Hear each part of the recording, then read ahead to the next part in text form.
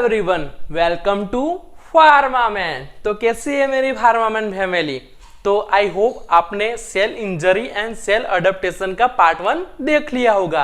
तो अब हम स्टार्ट करने वाले हैं cell injury and cell adaptation का पार्ट 2। तो पार्ट 1 में हमने सेल्यूलर अडेप्टिव चेंजेस के जो 3 पॉइंट है हमने कवर कर लिए थे, कंप्लीट किए थे, और उसमें हमने सेल्यूलर अडेप्टेशन के बारे में देखा था। बट उस सेल चेंजेस और सेल अडेप्टिव चेंजेस में जो 4th पॉइंट है वो अबाउट द सेल्यूलर इंजरी के बारे में और लिथल चेंजेस के बारे में। तो वो 4th पॉइंट हम इस पार्ट 2 में देखेंगे। तो लेट्स गो मेरी फार्मामैन फैमिली।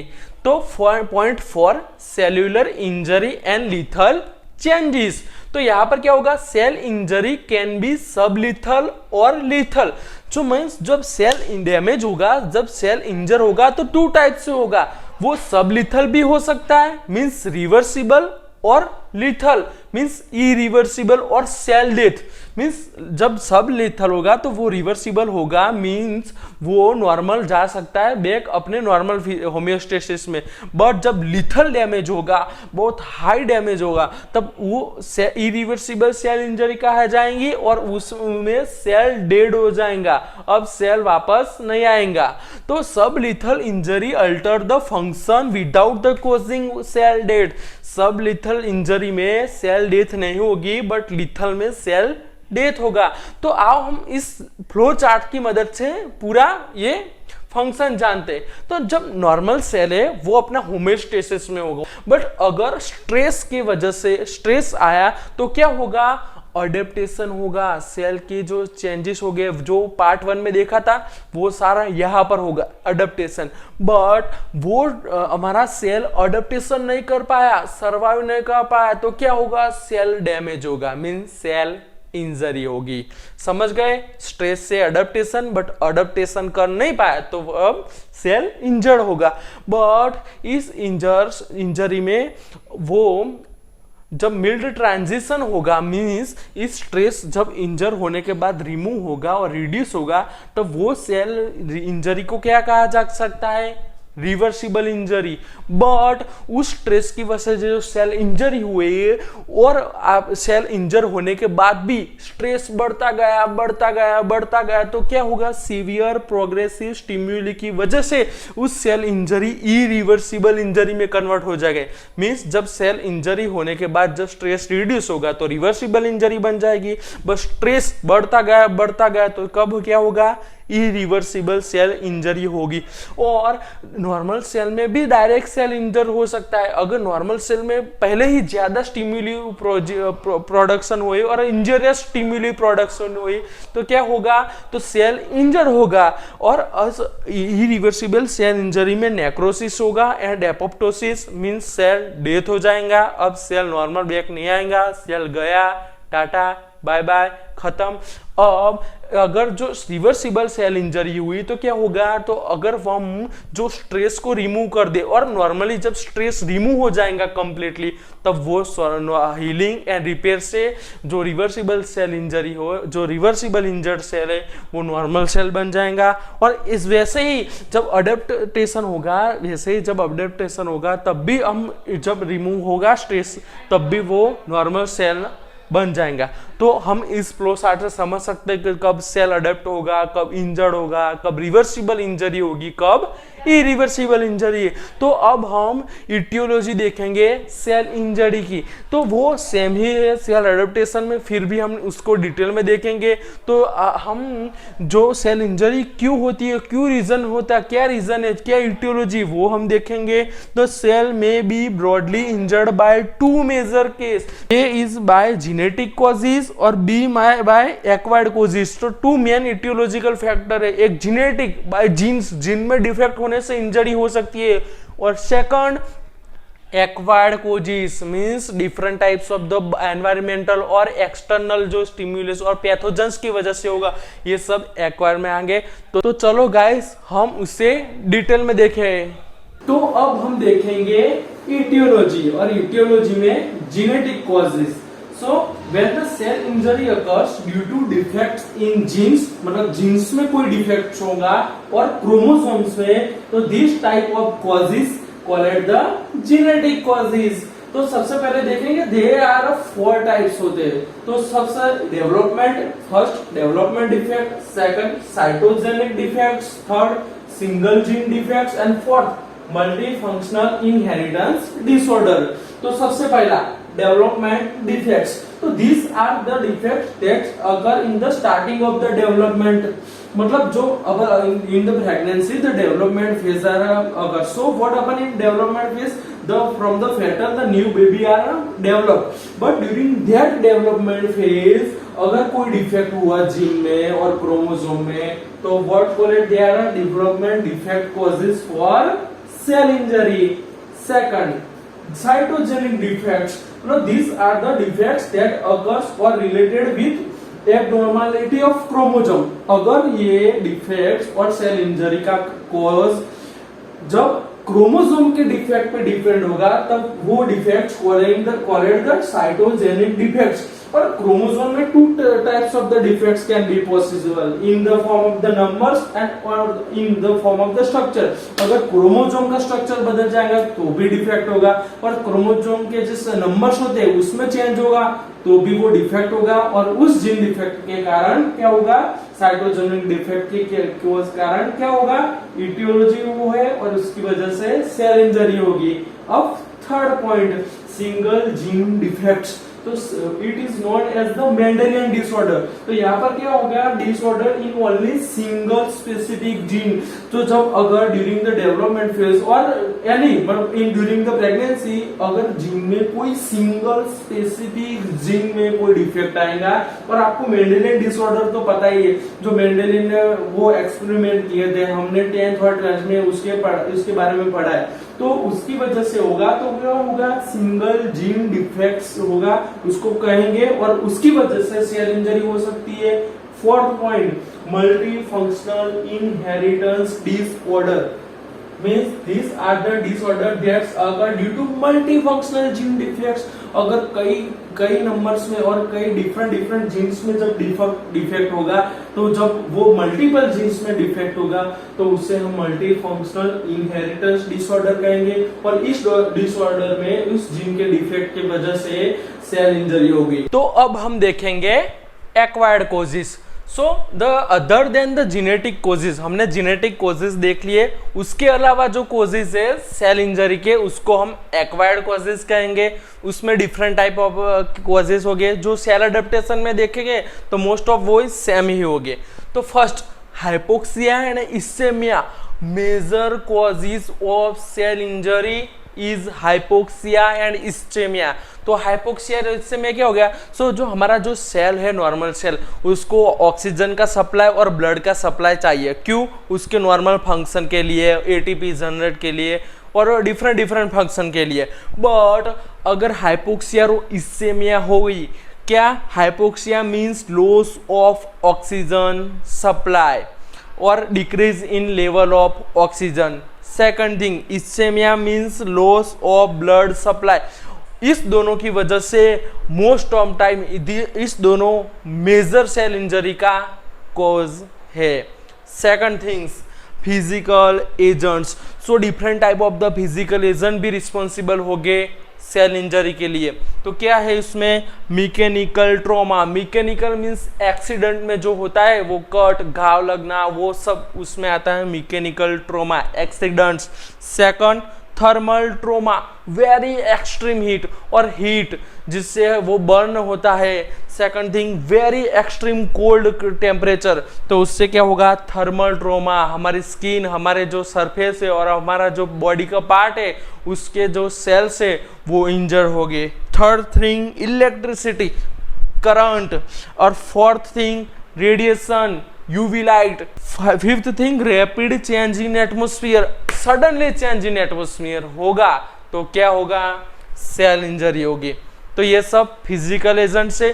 अब हम देखेंगे केमिकल एजेंट्स। तो केमिकल एजेंट में क्या देखेंगे, सबसे पहले केमिकल पॉइजन्स। तो साइनाइड, आर्सेनिक और ऐसी जो मर्क्यूरी लाइक हैवी मेटल से उसका एक्यूमुलेशन बॉडी में होने से सेल इंजरी होंगी। Second thing, strong acid base, strong hydrochloric acid, strong sulphuric acid, strong sodium hydroxide. आपको प्रैक्टिकल करते समय वो क्वेश्चन लिखा होगा कि don't use without the gloves और एक्सेट्रा। तो क्यों कहते हैं? क्योंकि strong acid and strong base अगर हमारे स्किन के कांटेक्ट में, अगर कोई बॉडी के पार्ट के कांटेक्ट में आएगा तो डेफिनेटली सेल इंजरी होगी। Third thing, environmental pollutants. Fourth thing, pesticide and insecticide. जो फार्म में, जो क्रॉप्स में यूज हो रहे हैं पेस्टिसाइड एंड इंसेक्टिसाइड्स, वो भी एक सेल इंजरी का कारण है, कोज है। Hypertonic salts, different type. Isotonic is good for body, but अगर हाइपरटोनिक साल्ट्स की बात करें तो वो सेल इंजरी कोज करेगा। Alcohol, nicotine which is present in tobacco, different types of drugs और बैड हैबिट्स की वजह से भी सेल इंजरी होगी। तो ये हमने बात की केमिकल एजेंट्स की। अब हम बात करते हैं माइक्रोबियल एजेंट्स। तो अब हम बात करते हैं माइक्रोबियल एजेंट्स। तो various microbial agents like the bacteria, fungi, virus, protozoa, parasite, ये सब तो पैथोजन से जो डिजीज कोज करते हैं। तो उस डिजीज में वो इन्फ्लेमेशन करेंगे और सेल को डैमेज करेंगे, इंजर करेंगे, सेल के फंक्शन को चेंज करेंगे। तो ये सब माइक्रोबियल एजेंट एक कॉज है फॉर सेल इंजरी। तो अब हम एक्वायर्ड कॉजेज का फिफ्थ पॉइंट देखेंगे, immunological agents. So immunological agent से कैसे सेल इंजरी होगी? So the our normal immune system is एक one type of defence system है।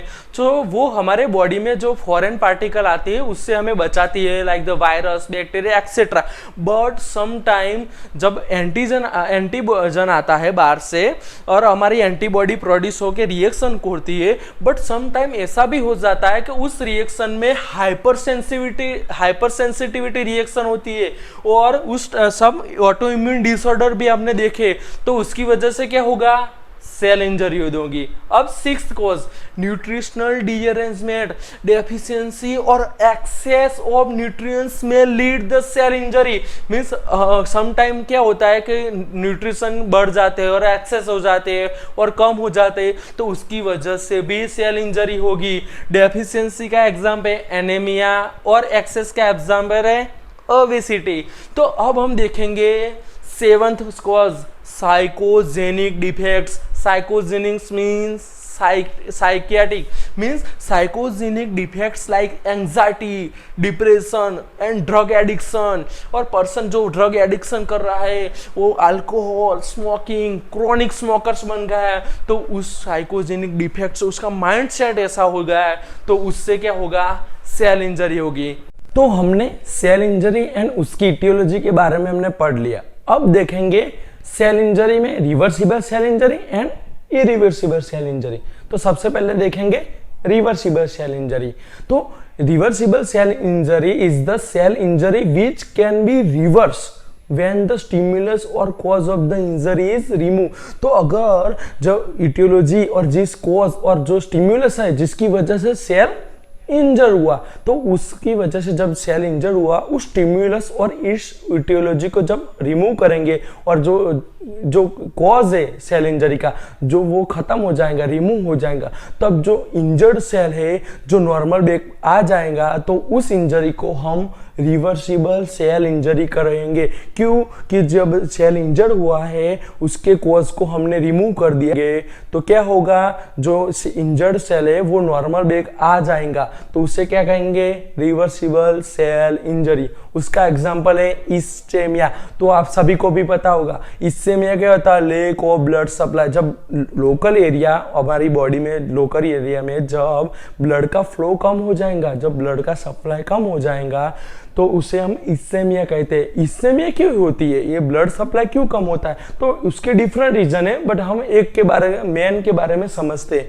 Due to एथरोक्लेरोसिस। एथरोक्लेरोसिस क्या है? यहाँ पर आप समझिए, यहाँ पर ब्लड वेसल है, उसमें ब्लड जा रहा है, बट यहाँ पर क्या लिपिड का डिपोजिशन होगा, तो क्या होगा? तो इस जगह ब्लॉक हो गया, तो क्या होगा? अब पहले इतना एरिया में से ब्लड जा रहा था, बट अगर यहाँ पर एथरोक्लेरोसिस हुई, लिपिड का डिपोजिशन हुआ, तो इतना रास्ता ब्लॉक हो गया, तो अब क्या होगा, बस इतना ही जगह है ब्लड को जाने के लिए, तो ब्लड का फ्लो पहले नॉर्मल से कम होगा, उसकी वजह से इस्सेमिया हुआ।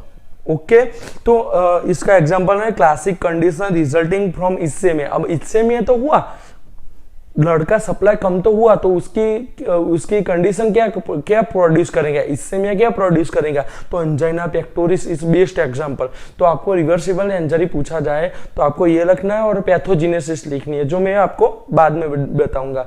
तो एंजाइना पेक्टोरिस क्या है, तो अगर हमारे हार्ट में ब्लड सप्लाई कम हो जाए तो क्या होगा, चेस्ट पेन होगा, हार्ट में पेन होगा, तो उससे क्या कहेंगे, एंजाइना पेक्टोरिस। बट वो angina pectoris reversible cell injury है। क्यों, अगर ब्लड फ्लो नॉर्मल आ जाएगा, नॉर्मल बैक हो जाएगा, तो क्या होगा, हमारा हार्ट जो चेस्ट पेन है वो चला जाएगा और कम हो जाएगा, तो वो रिवर्सिबल सेल इंजरी है। अब irreversible cell injury, the cellular injury that can't be corrected, means अब वो करेक्टेड और रिवर्स नहीं आ पाएंगी। सेल इंजर तो हो गया, बट ऐसे बुरी तरह से इंजर हुआ कि अगर हमने वो स्टिमुलस और कोष को हमें रिमूव कर देंगे, फिर भी वो सेल जिंदा नहीं हो पाएगा, रिवर्स नॉर्मल नहीं हो पाएगा। उस तरह की सेल इंजरी को हम इरिवर्सिबल सेल इंजरी कहेंगे।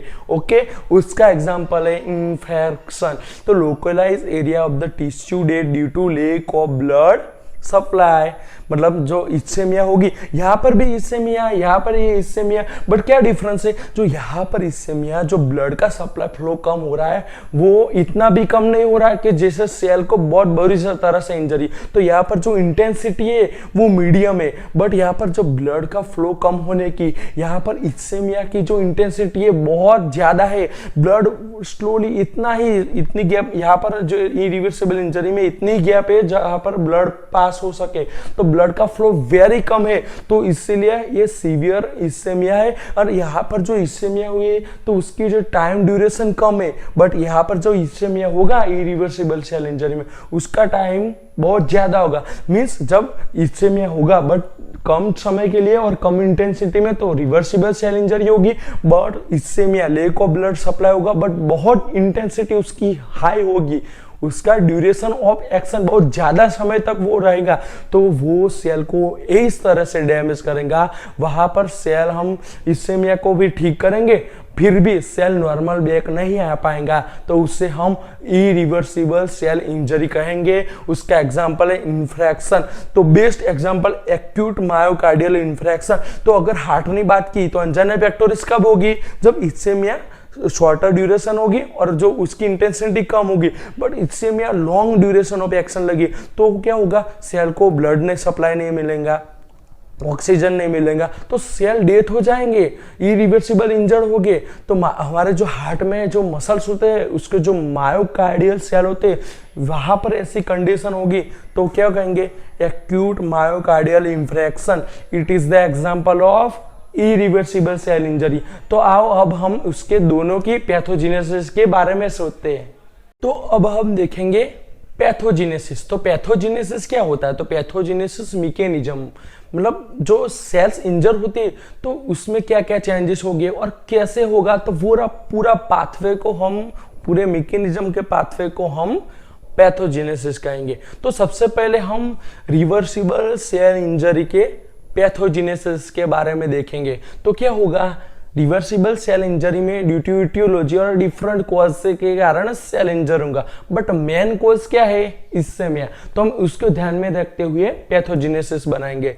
तो इसके में होगा तो क्या होगा, इसकी वजह से lack of blood supply, blood supply कम हो जाएगा। तो ऑक्सीजनेटेड ब्लड सप्लाई कम हुआ तो ऑक्सीजन सप्लाई भी कम होगा इसके साथ। ओके, अब क्या हुआ, जब ऑक्सीजन का लेवल कम होगा सेल के अंदर को, सेल को ऑक्सीजन प्रॉपर नहीं मिलेगा, तो सेल के अंदर जो माइटोकॉन्ड्रिया है ना, उसको अफेक्ट होगा, जो माइटोकॉन्ड्रिया आते हैं उसको अफेक्ट होगा और उसका ऑक्सीडेटिव फॉस्फोराइलेशन होगा।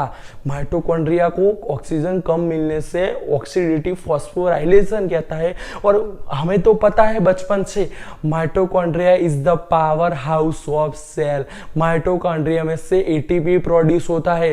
अब माइटोकॉन्ड्रिया को ऑक्सीजन कम मिला तो क्या हुआ, माइटोकॉन्ड्रिया को ऑक्सीडेटिव फॉस्फोराइलेशन हुआ और उसकी वजह से माइटोकॉन्ड्रिया गया जो अब एटीपी कम प्रोड्यूस करेगा। और एटीपी कम प्रोड्यूस करने से मेन 3 तरह की इफेक्ट होती है। फर्स्ट इफेक्ट होगी decrease in activity of sodium potassium ATPase pump. Means sodium and potassium ATPase pump होता है जो आयोनिक बैलेंस के लिए, वो भी एटीपी से ही काम करता है। अब वो इलेक्ट्रिसिटी चली गई और इलेक्ट्रिसिटी कम हो गई, मींस एटीपी कम हो गया, तो ये पंप तो चलेगा नहीं, मींस कम हो जाएंगे, उसकी एक्टिविटी कम हो गई। एटीपी की डिक्रीज होने की वजह से जो सोडियम पोटेशियम एटीपीएस पंप है उसकी एक्टिविटी कम हो गई। सो उससे क्या होगा, influx of water and sodium. Influx means cell के अंदर आना, इन्फ्लक्स मीन्स सेल के अंदर आना। तो जो वाटर एंड सोडियम आयन का इन्फ्लक्स होगा, सेल के अंदर आता जाएगा sodium ions and waters. And efflux of potassium, efflux means cell के बाहर जाना।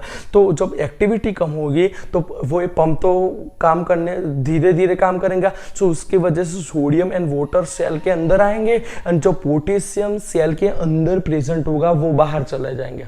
तो अगर सोडियम एंड वाटर अंदर आ गया सेल के अंदर तो क्या होगा, तो सेल ऑब्वियसली सेल की स्वेलिंग होगी, एंडोप्लाज्मिक रेटिकुलम की स्वेलिंग। अभी आपको नॉर्मली पता है आप पानी भर रहे हो सेल में तो वो स्वेलिंग होगा, तो उसकी जो कॉन्स्टिट्यूट एंडोप्लाज्मिक रेटिकुलम का स्वेलिंग होना, सेल का स्वेलिंग होना। माइक्रोविली मीन्स जो सेल के ऊपर जो आती है ना वो माइक्रोविली का लॉस हो जाना, ब्लेम्स बनना। हम ये सब डायग्राम के साथ भी समझेंगे। After then myelin figures etcetera होना। Second effect anaerobic respiration. क्या हुआ, इसेमिया की वजह से ऑक्सीजन सप्लाई कम हो गया, एटीपी प्रोडक्शन कम हो गया, तो अब हमारा सेल क्या करेंगे, अनएरोबिक रेस्पिरेशन में जाएंगे। तो क्या होगा, यहाँ पर ग्लाइकोजिनोलाइसिस। अब क्या हुआ, जो एनर्जी हमारी कम हो गई प्रोडक्शन, तो अब हमारी बॉडी क्या करेंगे, जो ग्लूकोज है वो उसका यूज करेंगे ज़्यादा से ज़्यादा। तो ग्लूकोज का लेवल हो, हमें ग्लूकोज हमारी बॉडी को चाहिए, तो ग्लूकोज कहाँ से मिलेगा, हमारी बॉडी में जो ग्लाइकोजन होता है उसको तोड़ के ग्लूकोज बनाता है। तो ग्लाइकोजिनोलाइसिस, ग्लाइकोजन को तोड़ना, ग्लाइकोजन टूटेगा ग्लूकोज बनेगा, ग्लाइकोजन टूटेगा ग्लूकोज बनेगा। तो अगर ग्लाइकोजन टूट जाएगा तो ग्लाइकोजन की कमी ही होगी, ग्लाइकोजन के लेवल में डिक्रीज होगा। अब सेकंड थिंग, तो यहाँ पर जो ग्लाइकोजिनोलाइसिस हुआ उससे एसिड प्रोड्यूस होगा बाय प्रोडक्ट में, उस एसिड प्रोडक्शन की वजह से पीएच कम होगी, एसिडिक बनती जाएंगी। पीएच आपको तो पता है 7 से ऊपर 7, 6, 5, 4 ऐसे जाएंगे तो एसिडिक पीएच बनेगी। तो उस एसिड की वजह से पीएच कम होगी और उस एसिडिक कंडीशन की वजह से clumping of nuclear chromatin, means nuclear में जो क्रोमेटिन होगी वो क्लम्प हो जाएंगी। और थर्ड इफेक्ट है अदर इफेक्ट्स। कौन से other effects, detachment of ribosome. तो नॉर्मली सेल में जो एंडोप्लाज्मिक रेटिकुलम होते हैं उसके साथ राइबोसोम अटैच होते हैं, बट यहाँ पर क्या हुआ, एटीपी की प्रोडक्शन के डिक्रीज की वजह से डिटेच हो जाएंगे राइबोसोम। और आप सभी को पता है कि राइबोसोम का वर्क क्या है, प्रोटीन को बनाना, प्रोटीन को सिंथेसिस करना। तो अगर राइबोसोम डिटेच हो गए तो प्रोटीन सिंथेसिस भी कम होगी एंड उसकी वजह से लिपिड का डिपोजिशन होगा। तो अब हम देखेंगे pathogenesis of irreversible cell injury. तो इसमें क्या होगा, तो prolong ischemia, reversible cell injury में इस्केमिया था बट उसके ड्यूरेशन कम था, बट यहाँ पर जब इस्केमिया का ड्यूरेशन बहुत ज्यादा होगा और ऑक्सीजन एंड ब्लड का जो लेवल बहुत कम हो जाएगा तब सेल इंजर होगा, वो इरिवर्सिबल सेल इंजरी होगी।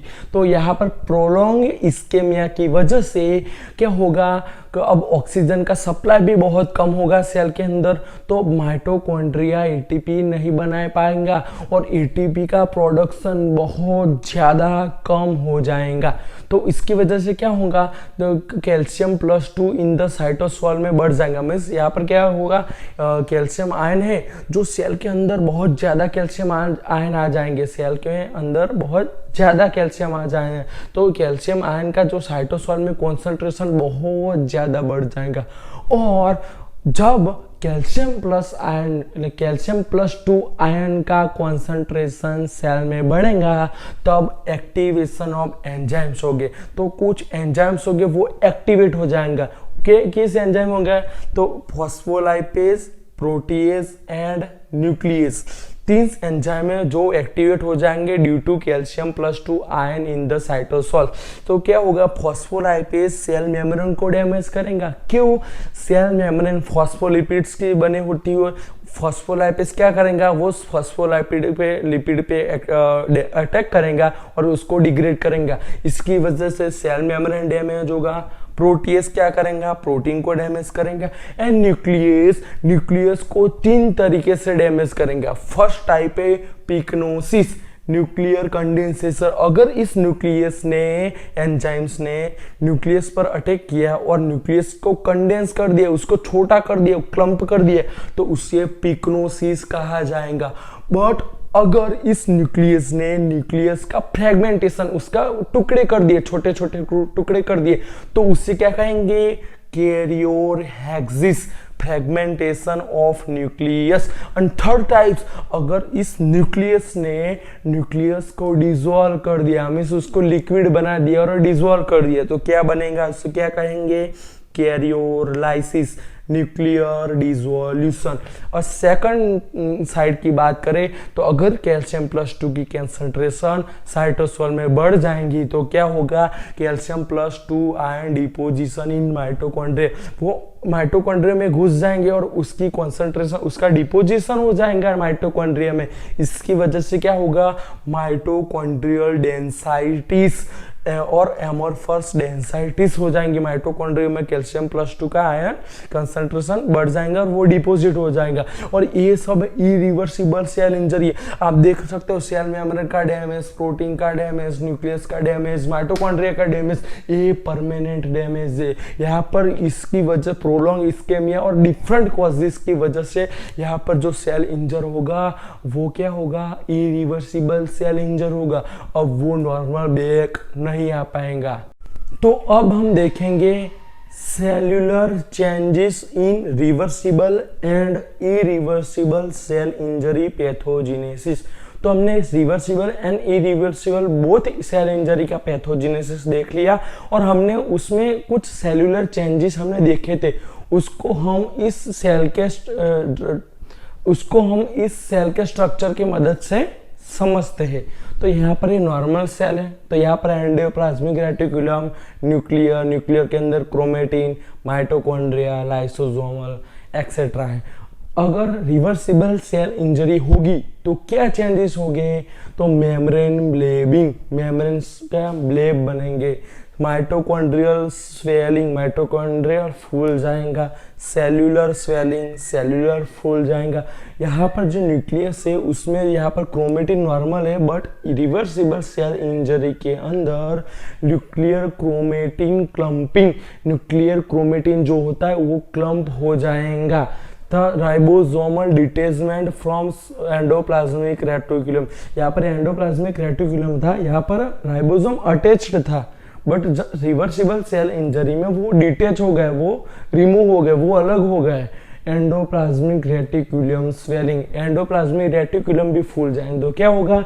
एंडोप्लाज्मिक रेटिकुलम, माइटोकॉन्ड्रिया, सेल फूल जाएगा, सेल के मेम्ब्रेन में ब्लेब बन जाएगा, न्यूक्लियर में क्रोमेटिन का क्लम्पिंग हो जाएगा और राइबोसोम डिटेच हो जाएगा। अब अगर बात करें इरिवर्सिबल सेल इंजरी में तो क्या चेंजेस हो गए? तो यहाँ पर लाइसोसोमल रप्चर, लाइसोसोम रप्चर हो जाएगा। लाइसोसोम में से हमने बात की थी वो एंजाइम्स वो निकलेंगे, वो एंजाइम्स यहाँ पर mitochondria, cell membrane and nucleus को डैमेज करेंगे। वो कौन से थे? Protease, then proteinase, nucleus etcetera enzyme थे। Second thing phospholipid membrane damage. Third thing mitochondrial permeability increase हो जाएंगे। क्या? Mitochondrial permeability. Fourth thing nuclear changes हो गए। न्यूक्लियर चेंजेस क्यों हो गए? क्योंकि न्यूक्लियस एंजाइम इस लाइसोसोमल में से निकला है वो न्यूक्लियस पे अटैक करेगा। वो किस टाइप से न्यूक्लियस चेंजेस हो गए, तो हमने देख लिया है ऑलरेडी 3 टाइप से न्यूक्लियस चेंजेस होते हैं। यहाँ पर पिकनोसिस, कंडेंसेशन में आप देख सकते हो यहाँ पर क्रोमेटिन नॉर्मल है बट यहाँ पर क्रोमेटिन कंडेंस हो जाएंगे तो उसे हम pyknosis type 1। Second type karyorrhexis, karyorrhexis fragmentation.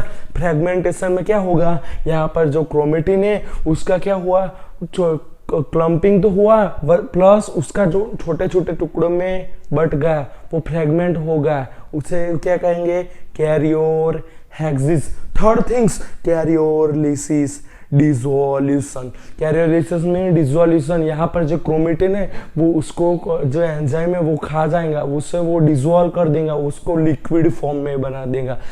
तो अब हम देखेंगे इरिवर्सिबल सेल इंजरी में नेक्रोसिस के बारे में।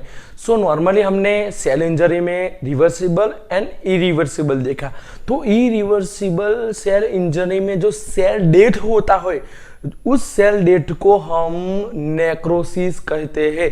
सो the term necrosis refer to cells or tissue death characterized by structural evidence of the death, means cell और tissue death ही है। नेक्रोसिस जो टर्म है वो सेल और टिश्यू डेथ के लिए है, और उसमें क्या होगा, जब इरिवर्सिबल सेल इंजरी होगी तो तब जो सेल डेथ होगा तो उसको हम नेक्रोसिस कहेंगे। So the structural changes are, तो किस तरह के चेंजेस हो गए नेक्रोसिस में, तो आपको घबराना नहीं है, ये चेंजेस सेम है जो हमने प्रीवियस में इरिवर्सिबल सेल इंजरी में जो सेल्यूलर चेंजेस देखेंगे वो और इस नेक्रोसिस सेम ही चेंजेस है।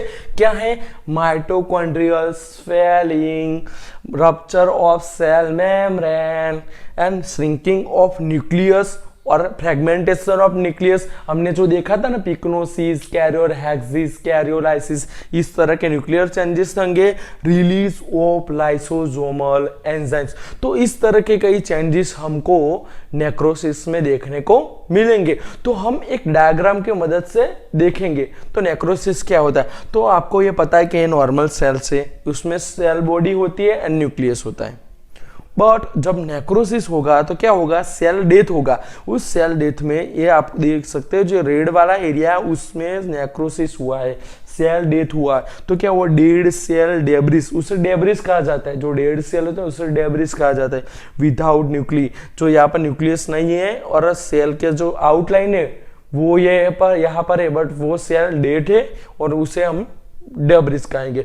सो नॉर्मली हम नेक्रोसिस की बात करें तो उसके 5 टाइप्स है, तो हम 5 के 5 टाइप्स देखेंगे। तो सबसे पहला टाइप से कोएगुलेटिव नेक्रोसिस, कोएगुलेटिव नेक्रोसिस, तो usually result from lack of blood supply. तो कोएगुलेटिव नेक्रोसिस कब होगा, जब इस्केमिया होगा, लैक ऑफ ब्लड सप्लाई होगा, तब कोएगुलेटिव नेक्रोसिस होगा। It occurs primarily in tissue such as, कब कहाँ पर होगा, क्यों होगा आपने देख लिया, अब कहाँ पर होगा, किडनी में हो सकता है, हार्ट में हो सकता है एंड एड्रिनल ग्लैंड्स में होता है। और उन 5 टाइप्स में most common type necrosis means coagulative necrosis. और लॉस ऑफ न्यूक्लियस, यहाँ पर क्या होगा, सेल डेथ होगा तो न्यूक्लियस का लॉस तो होगा बट उसकी जो स्ट्रक्चर की आउटलाइन है, यहाँ पर आप सेल है, जब यह सेल डेथ होगा तो उसकी आउटलाइन रहेंगी बट उसका न्यूक्लियस चला जाएगा। तो यहाँ पर आप देख सकते हो, तो आपको ये न्यूक्लियस नहीं दिखाएगा क्योंकि न्यूक्लियस चला गया बट उसकी आउटलाइन इज प्रिजर्व, तो उसको हम कोएगुलेटिव नेक्रोसिस कहेंगे। तो अब हम देखेंगे second type of necrosis, qualitative necrosis, और इसे लिक्विफेक्टिव नेक्रोसिस भी कहा जाता है। इस नेक्रोसिस क्यों होता है, due to enzymatic destruction of cells. जो एंजाइम से लाइसोसोम्स का वो रिलीज होगा और अपने सेल को ही वो मार डालेंगे और डेड कर देगा, तो उसे क्या कहते हैं, क्वालिटेटिव और लिक्विफेक्टिव नेक्रोसिस।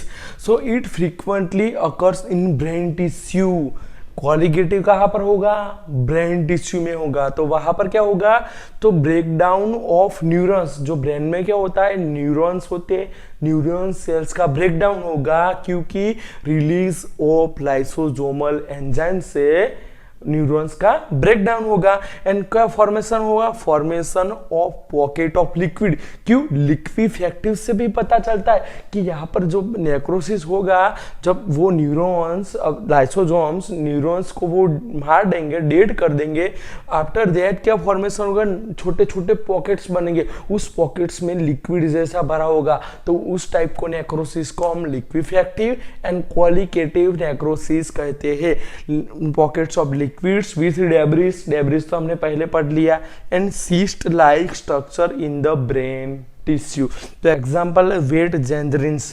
और अदर एग्जांपल की बात करें तो जब पैंक्रियाटिक का इन्फ्लामेशन होगा, पैंक्रियाटाइटिस, तब भी हमें क्वालिटेटिव टाइप्स का नेक्रोसिस देखने को मिलेगा। थर्ड है केसियस नेक्रोसिस। थर्ड क्या है, केसियस नेक्रोसिस। तो यहाँ पर give example of structureless necrosis. यहाँ पर सेल होगा, सेल का डेट होगा, अगर डेट होने के बाद सेल का स्ट्रक्चर हमको दिखाई नहीं देगा। Structureless necrosis means केसियस necrosis. ये सब आपको याद रखना पॉइंट, क्योंकि ये एमसीक्यू में भी पूछ सकते हैं। कॉम्बिनेशन, जो केसियस नेक्रोसिस ये कॉम्बिनेशन है टू कोएगुलेटिव फर्स्ट देखा एंड सेकंड लिक्विफेक्टिव। अगर हम इस कोएगुलेटिव फर्स्ट एंड सेकंड लिक्विफेक्टिव को कंबाइन कर दे तो वो केसियस नेक्रोसिस बन जाएगा। तो उस चीज लाइक अपीयरेंस, केसियस तो चीज बड़ी है, तो उस चीज बड़ी मस्त लाइक गीत में जो यहाँ पर चीज लाइक अपीयरेंस देखने को मिलेगा केसियस नेक्रोसिस में, चीज like appearance, it is common in tuberculosis, TB। TB, इस TB में हमें केसियस नेक्रोसिस दिखाई देगा and characterize by central area of necrosis. तो कैरेक्टराइज में क्या होता है, तो ये अगर केसियस नेक्रोसिस हुआ तो हमें कैसा देखने को, हम जब देखेंगे केसियस नेक्रोसिस एरिया को तो हमें कैसे दिखाई पड़ेगा, तो जो सेंट्रल एरिया ऑफ नेक्रोसिस होगा वहां पर वो सॉफ्ट होगा और फ्राइबल। चीज क्या होती है, कैसे होती है, सॉफ्ट होती है, फ्राइबल होती है, and surrounded area is like cheesy appearance होगा, क्रम्पी अपीयरेंस होगा। तो इस तरह का हमें केसियस नेक्रोसिस। तो अब हम देखेंगे fourth type of necrosis, fat necrosis. तो it is not specific type, specific pattern में नेक्रोसिस नहीं होगा, बट यहाँ पर क्या होगा, focals area of fat destruction. मतलब जब जो यहाँ पर जो फैट का डिपोजिशन हुआ और जहाँ पर यह नेक्रोसिस हुआ तो उस एरिया में जो फैट्स है उसका वो डिस्ट्रक्शन होगा। और उस फैट का डिस्ट्रक्शन कैसे हुआ, एक्शन ऑफ लाइपेज। तो यहाँ पर लाइपेज एंजाइम से उस फैट का डिस्ट्रक्शन होगा in fat necrosis on the fatty tissue.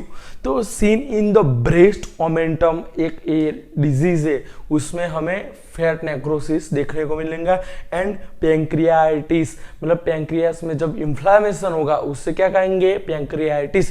तब उस पैंक्रियास के एरिया में जो इन्फ्लामेशन हुआ उस एरिया में जो सेल डेड होंगे तो उसमें फैट नेक्रोसिस देखने को मिलेगा।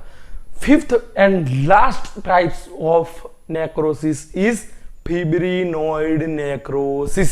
सो हमारी बॉडी में हमें पता है कि इम्यून सिस्टम होती है, उसमें क्या होगा, जब बाहर से कोई एंटीजन आएगा तो हमारी इम्यून सिस्टम एंटीबॉडी प्रोड्यूस करेंगी और उस एंटीजन एंड एंटीबॉडी कंबाइन के कॉम्प्लेक्स बनाएंगे। बट अगर वो कॉम्प्लेक्स ब्लड वेसल्स और अदर वेसल्स की वॉल्स में जो डिपोजिट हो गया एंड फिब्रिनोजन का लीकेज हो गया, जब वो कॉम्प्लेक्स जो हमारे ब्लड वेसल्स और अदर वेसल के वॉल में जब डिपॉजिट होगा और वो क्या करेगा, फिब्रिनोजन का लीकेज करेगा, उस वेसल्स में से फिब्रिनोजन का लीकेज करेगा, तो उसे क्या कहेंगे, फिब्रिनोइड नेक्रोसिस। तो क्या होगा, antibody plus antigen complex deposited on sale wall, damage करेंगे, टिश्यू को डेड करेंगे, नेक्रोसिस करेंगे और उसके क्या होगा, फिब्रिनोजन का लीकेज होगा। इसीलिए क्योंकि फिब्रिनोजन का लीकेज होगा सो इसके नाम पे ही उसका नाम है फिब्रिनोइड नेक्रोसिस। और उसका एग्जांपल क्या है, कहाँ पर हमें देखने की और कब देखने को मिलेंगी, रोमेटोइक हार्ट डिजीज में देखने को मिलेगा, मैलिग्नेंट हाइपरटेंशन में देखेंगे। और आपके लिए मैंने उस 5 टाइप्स को इजीली रिमेंबर करने के लिए एक ट्रिक बनाई है। तो हमें नॉर्मली क्या गाना में कोका कोला तो वो गाना तो हमने सबने सुना होगा, बट मैंने उसको एक ट्रिक में कन्वर्ट कर दिया, कोका कोला में फैट। तो कोका कोला में fat, Coca means coagulative necrosis, ca means caseous necrosis, Cola means colliquative necrosis में fat, fat means fat and fibrinoid necrosis. तो अब हम देखेंगे एपोप्टोसिस के बारे में। तो हमने इरिवर्सिबल सेल इंजरी में नेक्रोसिस को देख लिया, अब हम देखेंगे एपोप्टोसिस। तो एपोप्टोसिस कोई इंजरी नहीं है, तो एपोप्टोसिस एक प्रोग्राम सेल डेथ है। तो हमने जो नेक्रोसिस में देखा तो उसमें क्या था, ड्यू टू डिफरेंट कोजेस और एटियोलॉजी, तो क्या होता था, उसके सेल इंजर होता था और इरिवर्सिबल सेल इंजरी से सेल डेथ होता था। बट यहाँ पर एपोप्टोसिस कोई इंजरी नहीं है, सेल की डेथ होगी बट प्रोग्राम मींस नॉर्मल जो सेल की लाइफ साइकिल होती है उसमें जो सेल की लाइफ है वो डिफाइनेट होती है और उसकी जो सेल की लाइफ साइकिल के बाद सेल क्या होता है, डेथ होता है। तो तब जब cell without the injury cell की जब लाइफ साइकिल पूरी हो खत्म हो जाती है तब जो सेल डेथ होती है वो पूरे प्रोग्राम से सेल डेथ होता है, पूरी बायोकेमिकल इवेंट्स के साथ।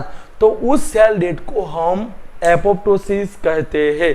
सो biochemical events lead to characteristic cell changes. तो यहाँ पर बायोकेमिकल इवेंट्स होगी, सेल का प्रोग्राम सेल डेथ होगा और सेल में डिफरेंट सबसे पहले बायोकेमिकल इवेंट्स के साथ सेल के जो चेंजेस आएंगे, सेल के स्ट्रक्चर्स में चेंजेस आएंगे and after that at the end cell dead हो जाएगा। तो किस तरह के सेल चेंजेस आएंगे, तो सेल्स में ब्लेबिंग बनेंगे, ब्लेब्स आपको पता है, cell shrinkage, nuclear fragmentation, chromatin condensation, chromosomes DNA fragmentation. DNA जो होता है न्यूक्लियर में, तो उसमें क्या होता है, न्यूक्लियर में हमने देखा कि क्रोमेटिन होता है, डीएनए होता है, एमआरएनए होता है, तो उसका सबका वो इफेक्ट डालेगा। न्यूक्लियर का फ्रेगमेंटेशन हो जाएगा, क्रोमेटिन में कंडेंसेशन, क्रोमोसोमल डीएनए का भी फ्रेगमेंटेशन हो जाएगा, ग्लोबल एमआरएनए का डीके हो जाएंगे। तो इस तरह के हमें सेल में चेंजेस देखने को मिलेंगे। तो मैंने उस चेंजेस में पूरे वो पाथवे के साथ आपको बताया कि जो नॉर्मल सेल है उसमें बायोकेमिकल इवेंट्स के साथ कैसे सेल चेंजेस होंगे। तो सबसे पहले सेल श्रिंक होगा, वो सेल श्रिंक होगा एंड क्रोमेटिन जो न्यूक्लियस में है, न्यूक्लियस में वो कंडेंस होना स्टार्ट करेंगे। आफ्टर दैट क्या होगा, मेम्ब्रेन स्टार्ट ब्लेब।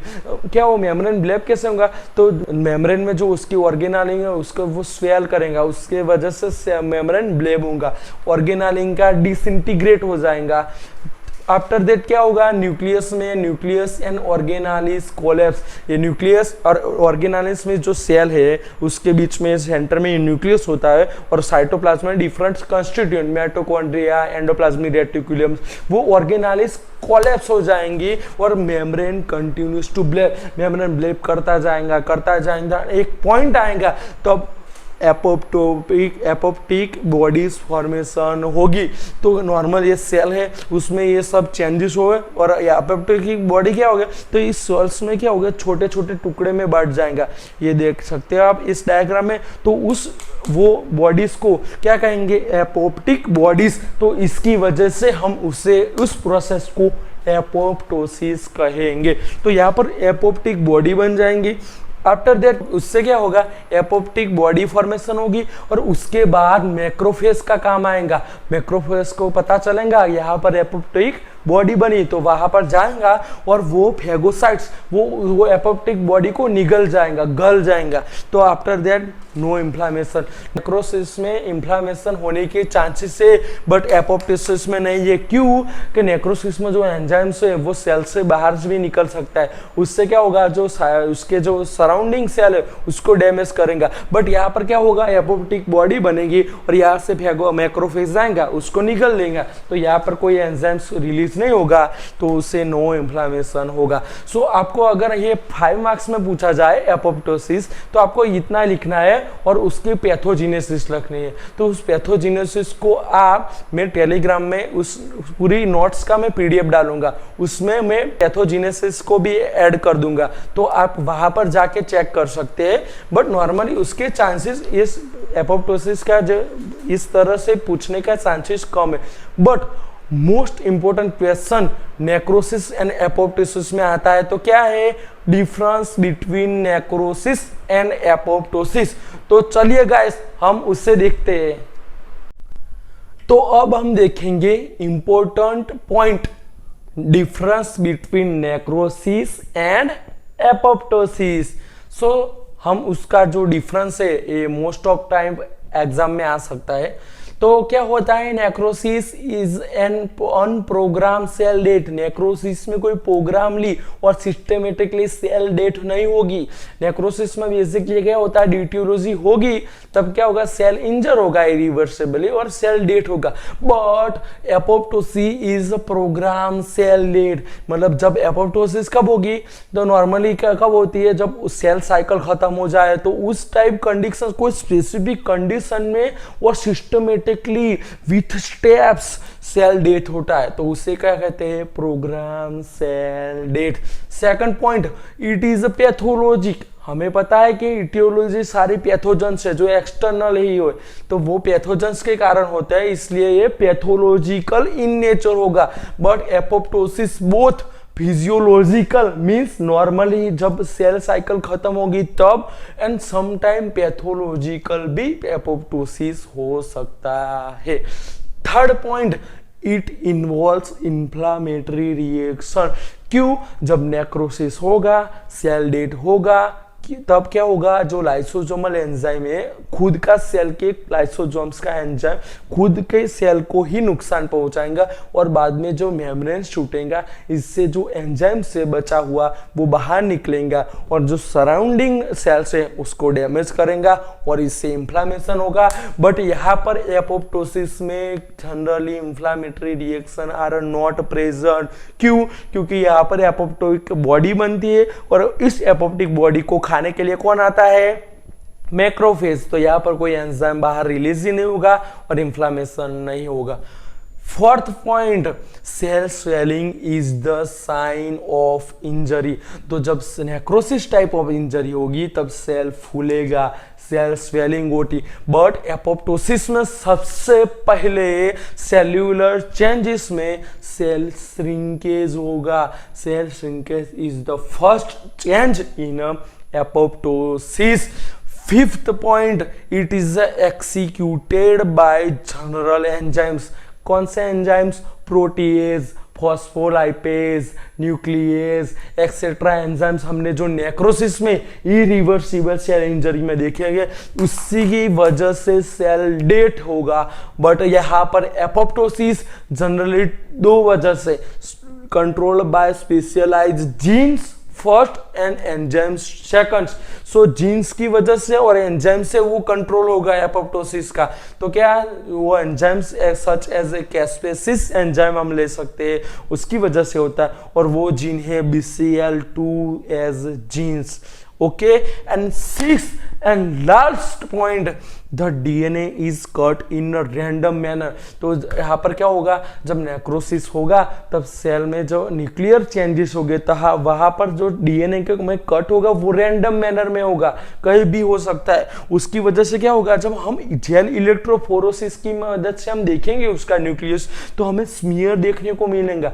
स्मीयर क्यों दिख रहा है? क्योंकि जो DNA कट होने के बाद जो DNA के स्पीसीज हो वो उसकी साइज डिफरेंस होगी, क्योंकि यहाँ पर वो कट रैंडम मैनर में हुआ, सो डीएनए के टुकड़े की साइज डिफरेंट होगी, इसीलिए हमें जेल इलेक्ट्रोफोरेसिस में हमें क्या देखने को मिलेगा, स्मीयर। अगर हम एपोप्टोसिस की बात करें तो DNA is cut at specific point पे डीएनए कट होगा, तो ओनली एंड अगर हम जेल इलेक्ट्रोफोरेसिस के एपोप्टोसिस सेल और एपोप्टिक सेल को के न्यूक्लियस को देखेंगे तो क्या मिलेगा हमको, लेडरिंग इज ऑब्जर्व, लेडरिंग दिखेंगी। क्यों, यहाँ पर डीएनए के कट को स्पेसिफिक पोजीशन से हुआ, इसलिए जो डीएनए के टुकड़े की साइज है वो सेम रहेंगी। और इसी के साथ हमने cell injury and cellular adaptation का पार्ट 2 कंप्लीट किया, और पार्ट 1 एंड पार्ट 2 को मिलाकर हमने पैथोफिजियोलॉजी में cell injury and cellular adaptation पूरे टॉपिक को खत्म कर दिया है। तो मैंने अपनी पूरी कोशिश की है कि आपको एक एक कॉन्सेप्ट समझ आए। सो गाइस, आपको इस वीडियो अच्छा लगे तो लाइक शेयर करना एंड हमारे चैनल को सब्सक्राइब करना। अगर आप हमारी फार्मामैन फैमिली से नहीं जुड़े तो सब्सक्राइब कर से जल्दी जुड़ जाए, क्योंकि इस प्लेटफॉर्म पे आपको आपकी एग्जाम के लिए इंपॉर्टेंट क्वेश्चन मिलेंगे। All the topic of B pharm को हम बेसिक लेवल से इजीली, कॉन्सेप्टली और विथ ट्रिक आपको समझाने की कोशिश करूंगा। सो गाइस, सपोर्ट करो और हमारी फार्मामैन फैमिली को बढ़ाओ। तो आओ मेरी फार्मामैन फैमिली, हम सब मिलके फार्मेसी फील्ड में कुछ बड़ा धमाका करते हैं। तो हम अब मिलेंगे नए वीडियो में कुछ नए टॉपिक के साथ। Okay, tata, bye bye.